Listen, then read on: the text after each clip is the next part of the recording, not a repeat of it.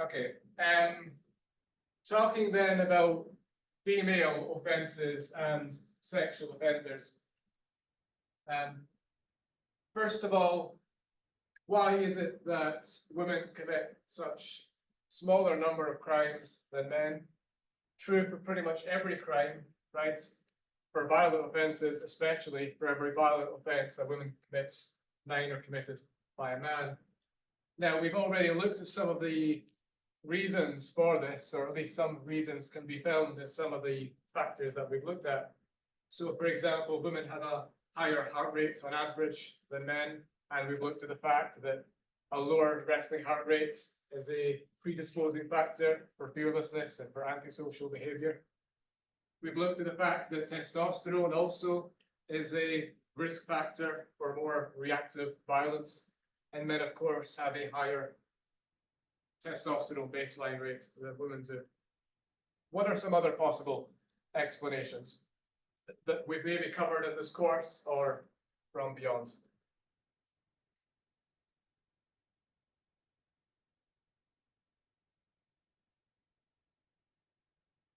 Any ideas? Yeah, Abby? I feel like females are raised more like carefully or like through like a filter compared to men, so that may have a different. Okay, so the way in which they're raised, the difference, yeah, okay. Men's metabolism is higher, so they're like at a constant state of like arousal instead of like women go like up and down. Okay, good point. True. Yeah.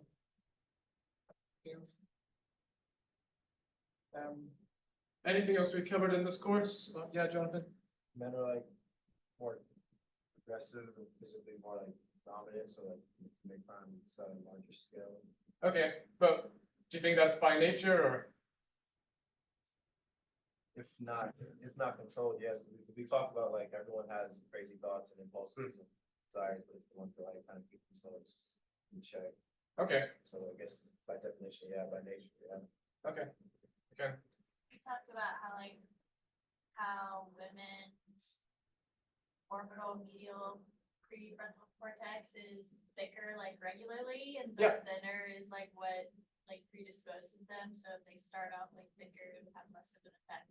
Yeah, good. So right, when Rain controlled for that sex difference in prefrontal cortex volume, it reduced the sex difference in antisociality, right, by about 75%.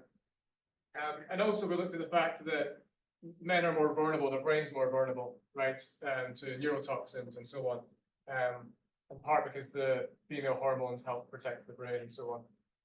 And then there's going to be, evolutionary reasons. We've spent a whole lecture on that, and we've looked at the impact of that. And we can also talk about social and cultural reasons and so on, right? So all of that is relevant. So just one example, heart rates in this study did mediate the relationship between sex and crime. So your sex had an impact on average heart rate, and then heart rate an impact on crime, as we've already saw.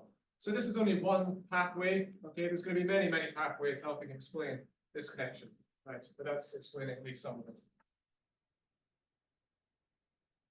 The only crime that women commit more than men is prostitution. Okay. Now, about 55,000 people are arrested in the US every year for prostitution, and it's thought to be the primary income for about 1 million people in the US. Some researchers have focused on what's the background and experience of sex workers to help explain how they come upon this pathway, this work. This was a survey given out to sex workers in San Francisco. And what they found was that 57% of them were sexually abused as children. That's more than half, okay? That's a large, large proportion. About 50% were physically assaulted as children as well. As an adult, more than 80% were physically assaulted. It's a line of work that's high risk, right? For a number of reasons. 83% threatened with a weapon, 68% raped, 84% were currently homeless or had been homeless. And then in this study, 68% had a post-traumatic stress disorder, in line with that is other research that's around the 60% mark as well. And 88% said they wanted to leave the line of work that they were in. Now, this was done initially by the researchers in San Francisco in the US, and then they replicated the findings in 5 other countries in a subsequent study. Similar findings that a large proportion of them had been sexually abused, physically abused as children, and that it was a dangerous line of work in adulthood. And it is a profession in high risk, okay, or it comes with high risk.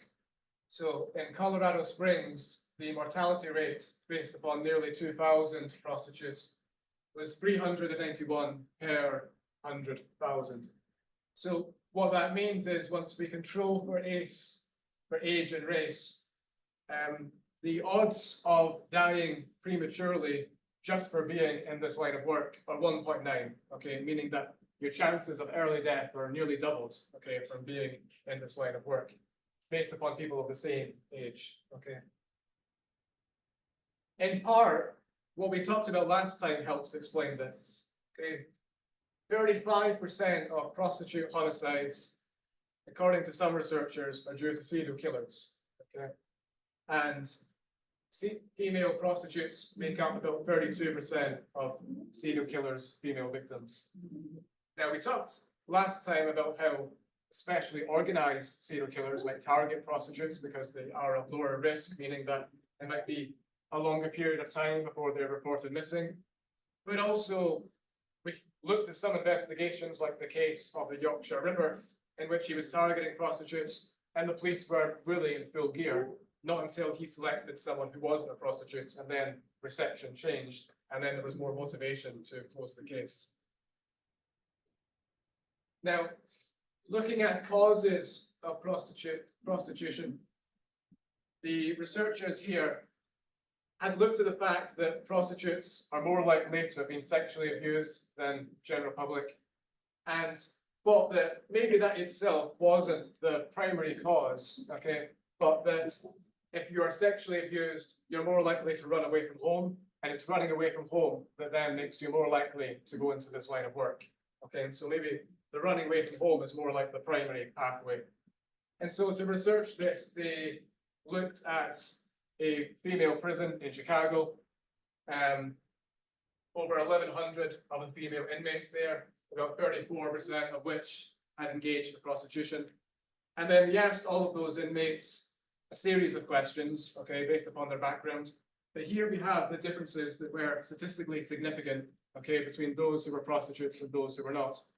So they're asked, were you sexually abused as a child, yes or no? Had you ran away from home when you were a child, young teenager?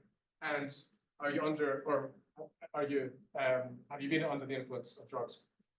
So what we have here is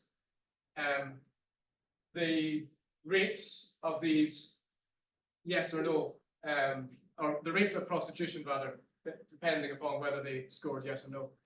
So what we find is that those who said yes are substantially more likely to be in this prostitution line of work, okay? 44% versus 29% who said no to this. So all of these are statistically significant differences, okay? So what the researchers conclude is that there are 3 main risk factors or 3 pathways potentially into this line of work. But some ways might be interlinked, okay? Sexual abuse could lead to running away, but also they could be somewhat independent. You know, running away, of course, means you have no money. What's your options going to be to get income? If you're addicted to drugs, how are you going to help feed that addiction? How are you going to get your income? So again, these may lead to desperation, okay, that then might lead to this particular line of work.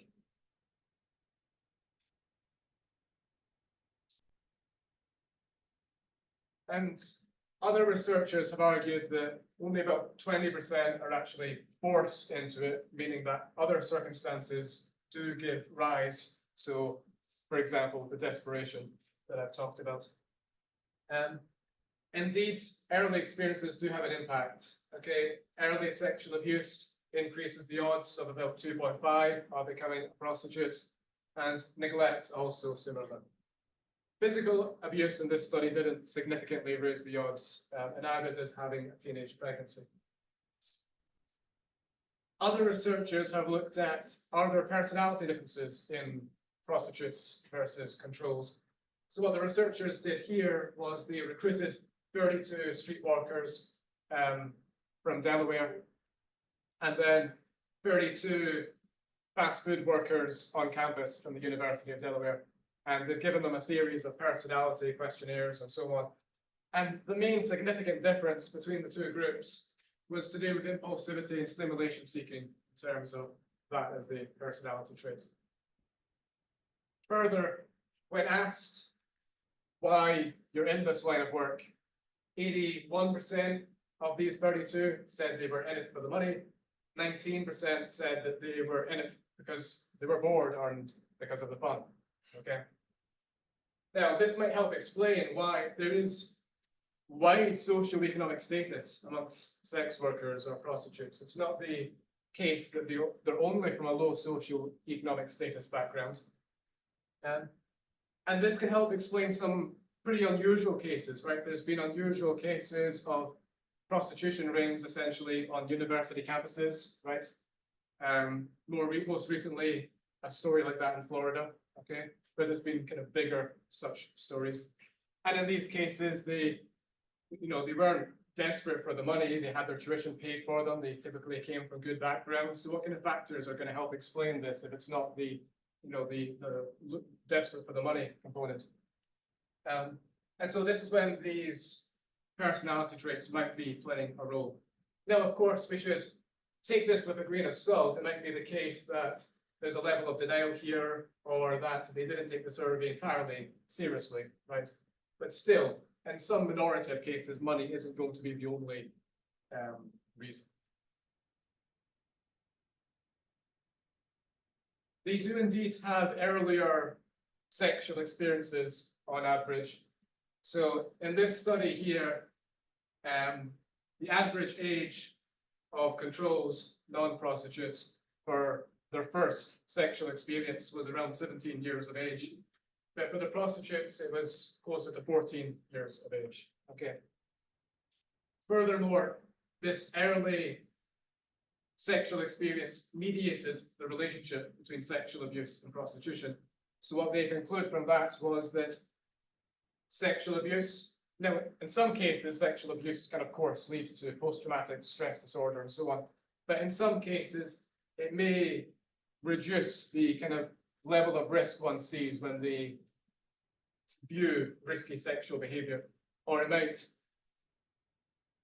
lessen hesitancy when it comes to initiating sexual experiences, explaining why their sexual experiences may have begun earlier. And then, of course, this may also shape the level of risk that they view prostitution as having.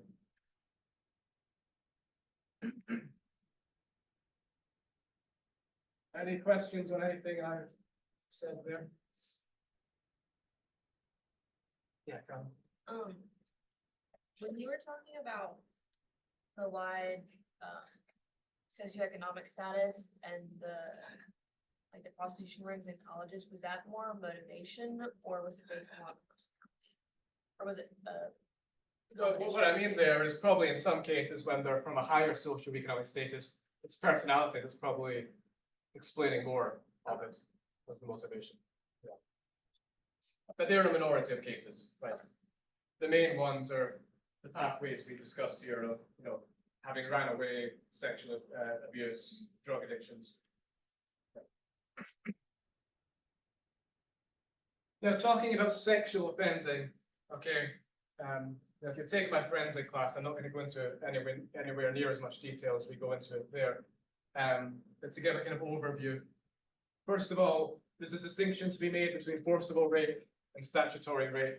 Okay, forcible rape, of course, is that the person hasn't given consent and the offender forces themselves upon the victim.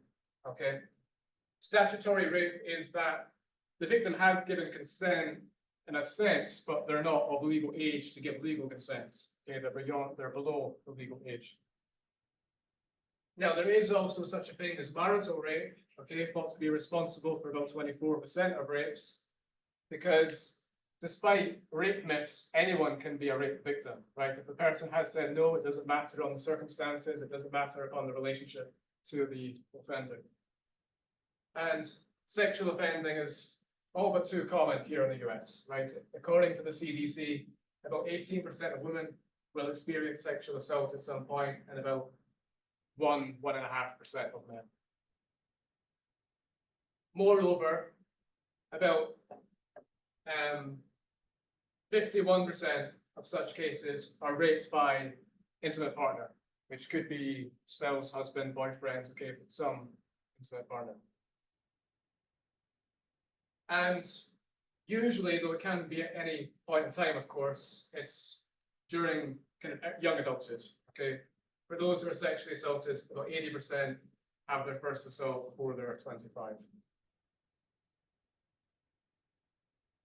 A group that's quite often overlooked and very under-researched is juvenile offenders, who are thought to be responsible for about 20 to 30% of all rapes, about 30 to 50% of child molestation cases.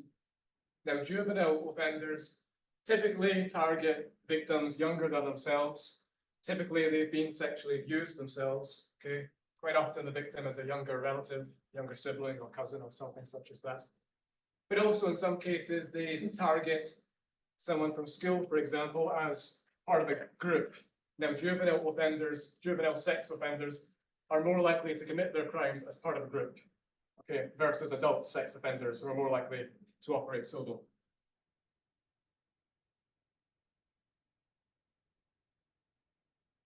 Now, for my forensic science class, you'll know that when it comes to treating sex offenders, there's two pathways we examine. There's an anger pathway in which the person is motivated towards anger at women in general, quite often, and the victim. Or there's a sexual pathway in which they have some sexual deviant fantasy that's led to the offense. And on the anger pathway, there is this vindictive type and then the pervasively angry type. And on the sexual fantasy pathway, there's the non-sadistic sexual fantasy, the sadistic sexual fantasy, and then the opportunistic type. And we use those varying pathways because we find in forensic psychology that the best treatment differs based upon what pathway you're on. That the anger pathway offenders respond to different treatment than those on the sex pathway. In the criminology literature, the four types of sex offenders that are often used as categories are listed here, but we find good overlap between those types and then the types in the kind of forensic psychology treatment literature. So first of all is this displaced aggression type, okay? Now, the displaced aggression type, okay, is motivated by aggression and anger, okay? So much so they're not even sexually aroused, okay, by the rape itself. They're driven towards wanting to humiliate the victim. The victim is typically an independent, assertive woman, okay, that the man takes offense to, that makes the man feel insecure. And usually this is following some particular events, okay, that's specific. So it could be being humiliated by friends or at work. It could be being emasculated by a wife or someone else close to them. And then they take their anger out on someone else. It's displaced, usually on a stranger, okay, but a stranger who, you know, has qualities, okay, that, like I say, they take offense to in their minds. Now, they're usually an individual who has negative views on women, who view women as being unfaithful, untrustworthy, hostile. They typically are prone to aggression more broadly, and on psychometric instruments score highly on measurements of masculinity.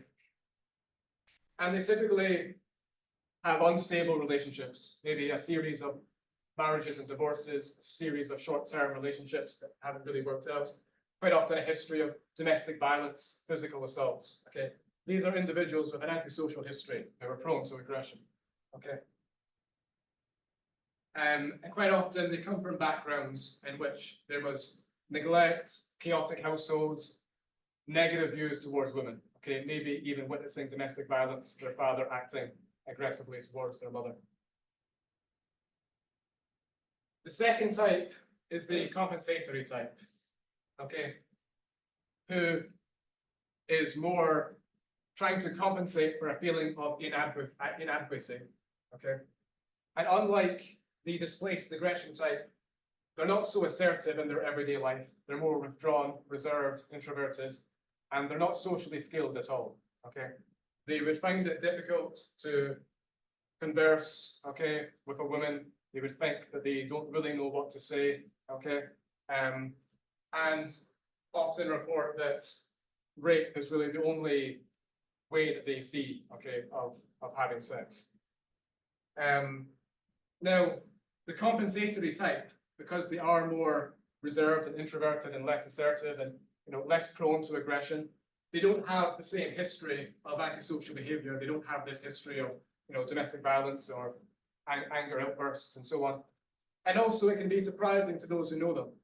Their sisters and mother and so on will often describe them as a nice guy. And so finding out that they're capable of this sexual assault is surprising. Unlike the first type, right, who would be described as like a jerk and someone who is known as not being the most polite and compassionate person. But this compensatory type, they typically have high sex drive and are prone to frequent sexual fantasies, okay?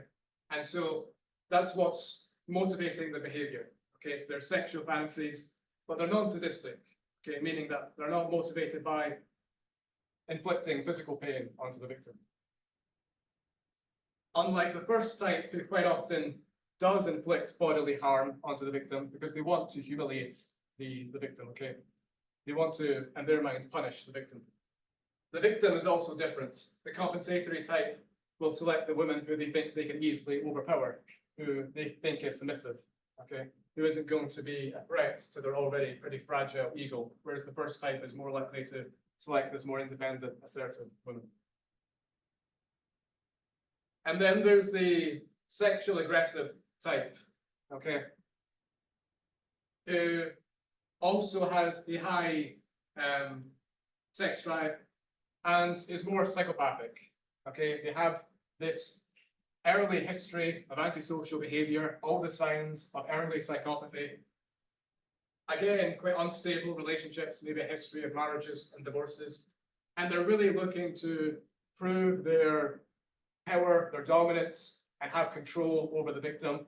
But there is a sadistic element here, okay? If they're true sexual sadists, then they're only sexually aroused by inflicting pain on someone else, right? A sexual sadist isn't sexually aroused at conventional kind of pornography and so on in the same way a typical person might be. But sexual sadists, it's all about inflicting pain onto the person.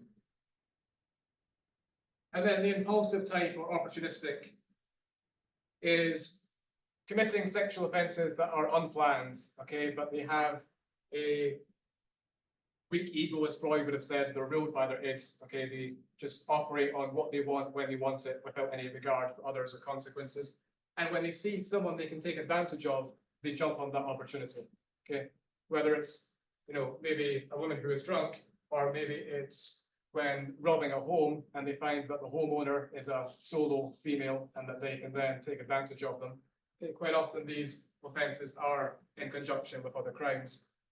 And quite often they have then a history of criminal behavior. Okay, it could be robberies, petty thefts, assaults, sexual crimes. And of course they're callous, right, lacking in empathy for the victim, disregard for others. Any questions on these varying types?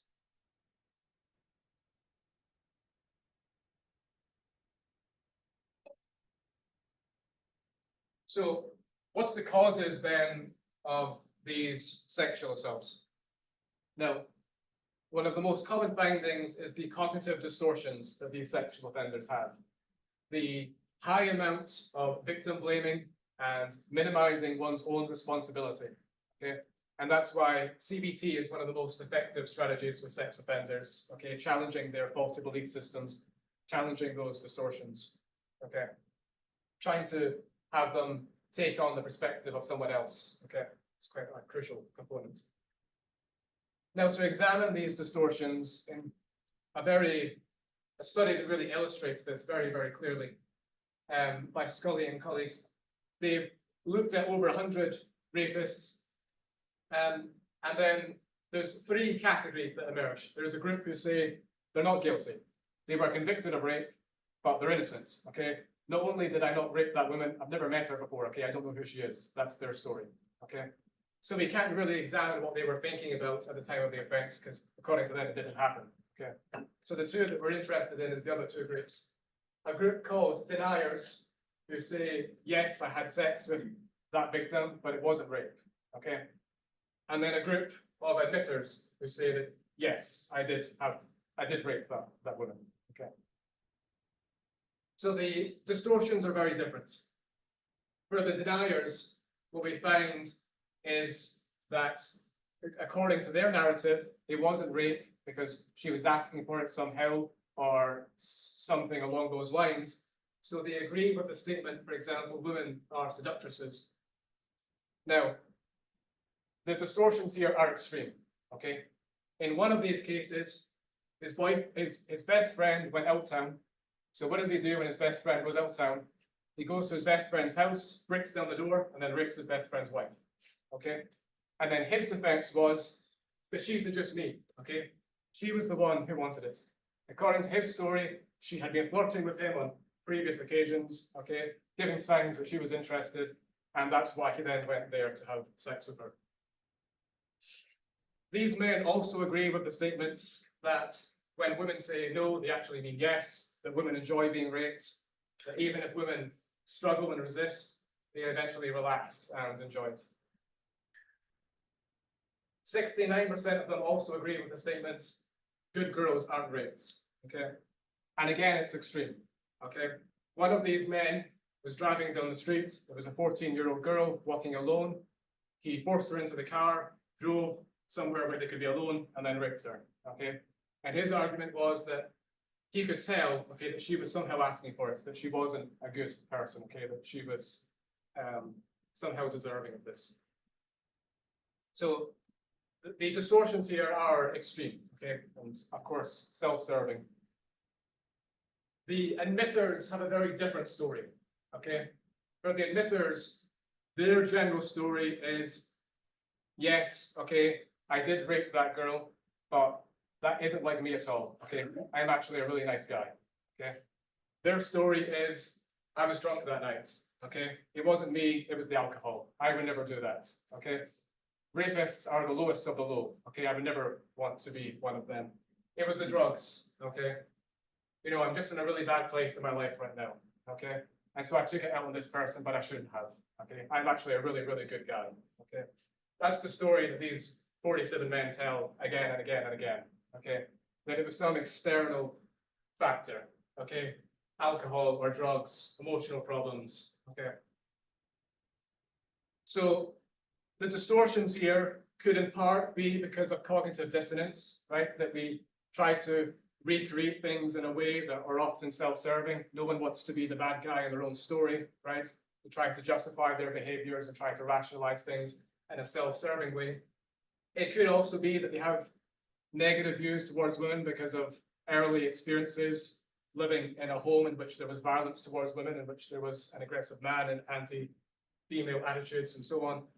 It could be because of experiences that they had, like prior relationships, okay? But the cognitive distortions are real and extreme in these sorts of cases, okay? And these faulty thinking styles then lends the person to easily being able to commit these sorts of crimes, right?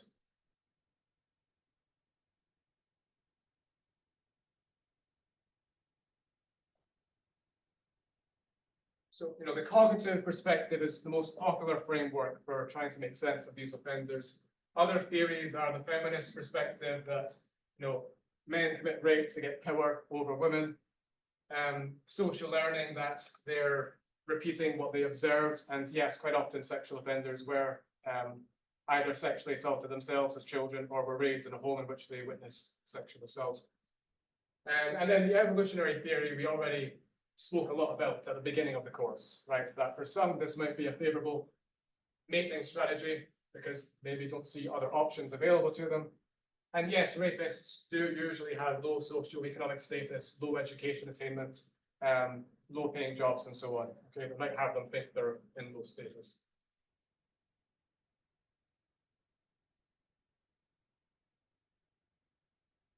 Other researchers have looked at the behaviors of the victim and how this might interact with the offender's behavior. Now, I want to be clear, this isn't about victim blaming, okay?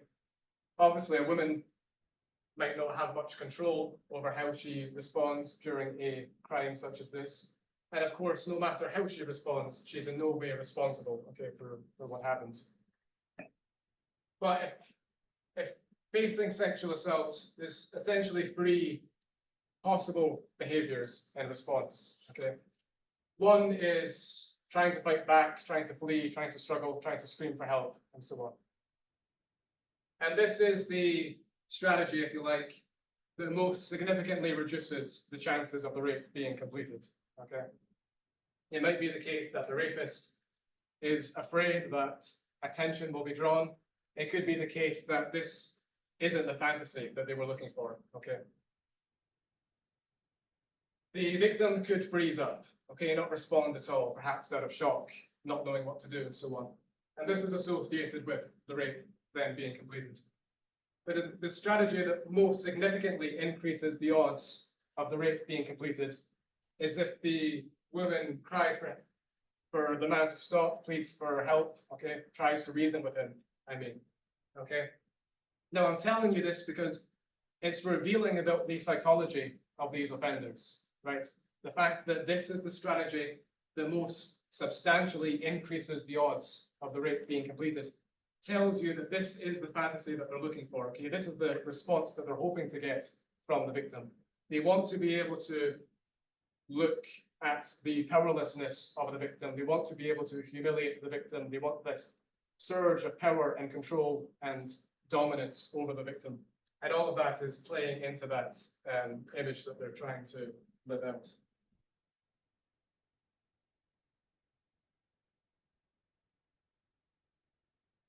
Other research has tried to look at what might be done to lessen the odds of sexual assault happening, especially on university campuses, okay, given that sexual assault is a real problem on US campuses.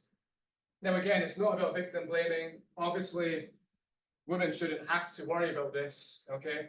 But given that it does occur, what this research has done is look to see if sexual assault resistance programs can help decrease the odds of sexual assault occurring.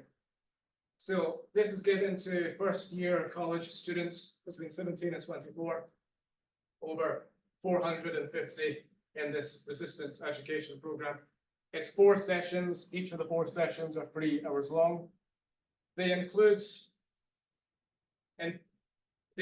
assessing the risk for assault occurring, the level of risk for assaulters, recognizing danger signs, and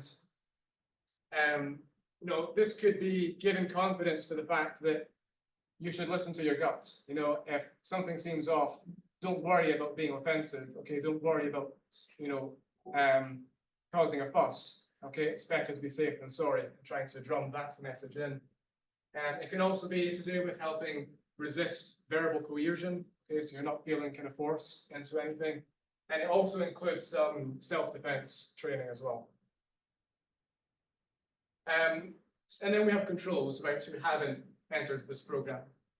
So what we're interested in is, in a year time following up, what's the difference in whether they've experienced sexual assaults. So at the beginning of the course, or at the beginning of the semester, it's similar levels of having experienced sexual assault, about 22-ish%. But in a year follow-up, so that year after the program, about 10% of the controls had experienced some sexual assault during that year, but about half of that from the intervention group had experienced sexual assault. So at least from this paper, it has decreased the odds of sexual assaults occurring.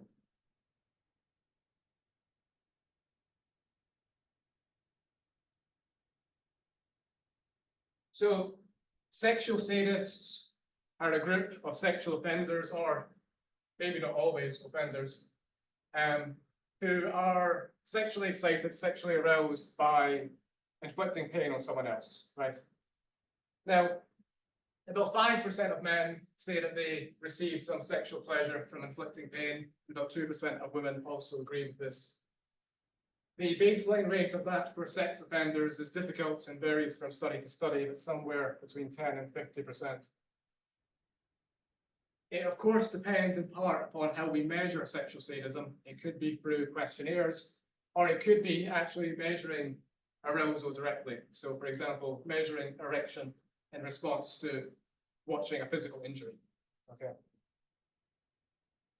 Now, unsurprisingly, knowing what you know about the amygdala becomes active in response to sexual stimuli, okay, as it does in response to any emotional stimuli.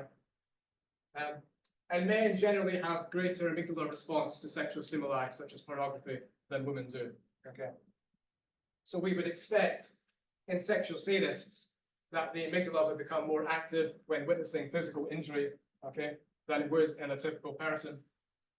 And in this study, that is indeed what they found. Okay, when watching videos such as the incident here of someone being assaulted, the amygdala is becoming active more so in the sexual sadists than it is in the non-sadists.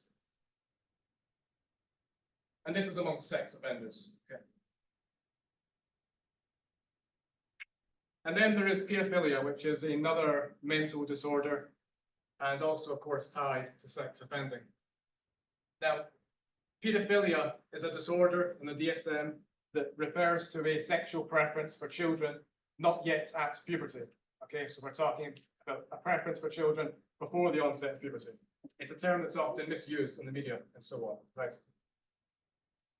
It's not the same as child molestation. Child molestation is a crime that refers to sexually assaulting a child, okay? Not all pedophiles are child molesters, not all child molesters are pedophiles. There are some pedophiles who never offend, okay? In fact, at least 50% of child molesters are not pedophilic, okay? Meaning that their sexual preference is not for children, even though they've maybe assaulted a child, but their sexual preference would be for an adult. But it's maybe the case that they're opportunistic and they're taking the advantage of a child who is vulnerable. But most child molesters don't fall into the category of pedophilia. Now, most pedophiles don't seek out any sort of treatments, in part because therapists are allowed to report them to police, as they might be high risk of hurting a child, and no therapist wants that on their conscience, okay?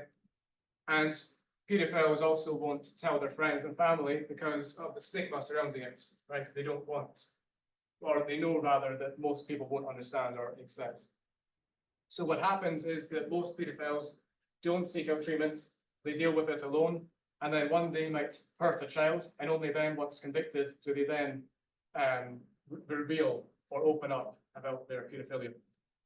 Obviously, the ideal situation would be that they are able to seek out some sort of intervention that stops them from offending before they do, right? But this large stigma really is a barrier to that. So, for example, in a survey, 49% of people said that non-offending pedophiles should be locked up. Okay, pedophiles who are not offending, who haven't hurt anyone, 49% said they should be locked up in prison, and 27% said they should be killed. Okay, so this is non-offending pedophiles. Okay, so that's a substantial proportion of the public, right? It's much more extreme than views on sexual sadists, right? 9% in the same sample said that sexual sadists who are non-offending should be locked up, and 6% said that sexual sadists who are non-offending would be better off dead. Okay, so obviously the level of risk that people attach to pedophiles is much higher than that they attach to sexual sadists, right?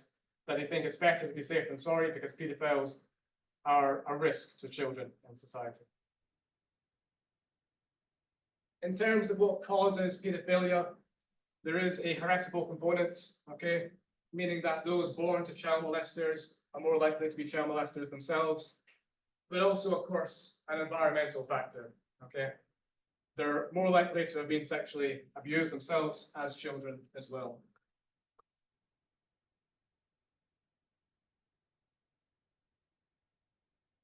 Now, looking at the role of the amygdala in this, indeed, the amygdala does become more active in pedophiles when they view children versus controls. But also there is some differences in volume and connectivity. So the right amygdala is smaller in pedophiles in comparison to both controls on outside of prison and in response to other offenders. Okay. And then the connectivity differs as well. The connectivity between the left amygdala and the orbitofrontal cortex is found to be less in one study in pedophiles. Now, obviously, it's not surprising that on this first point, that the amygdala would respond to what you find sexually arousing. Okay, it doesn't mean that this is causing the sexual preference. Okay, it's correlational findings, what we would expect. But what's interesting more so is the findings to do with the connectivity. And we can link this to the connection between amygdala connectivity and sexual orientation amongst the general public. Now, there are well-documented sex differences found on average between the amygdala connectivity.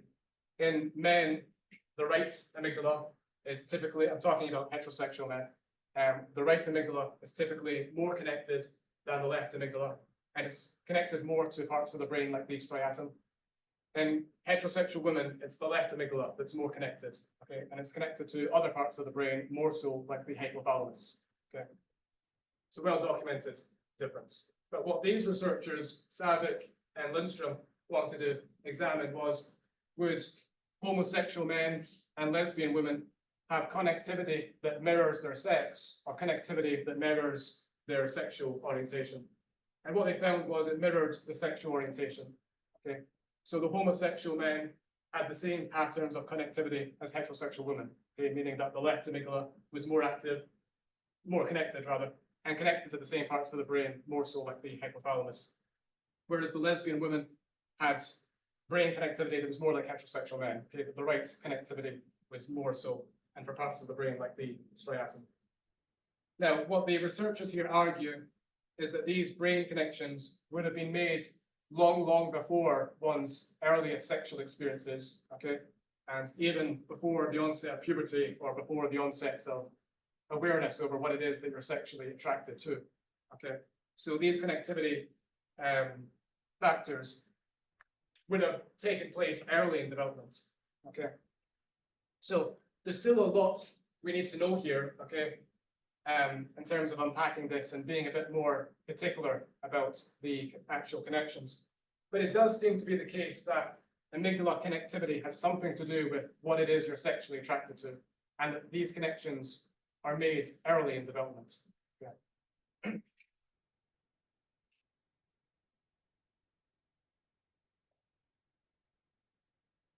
Any questions on anything I've said here? Those are the key points. What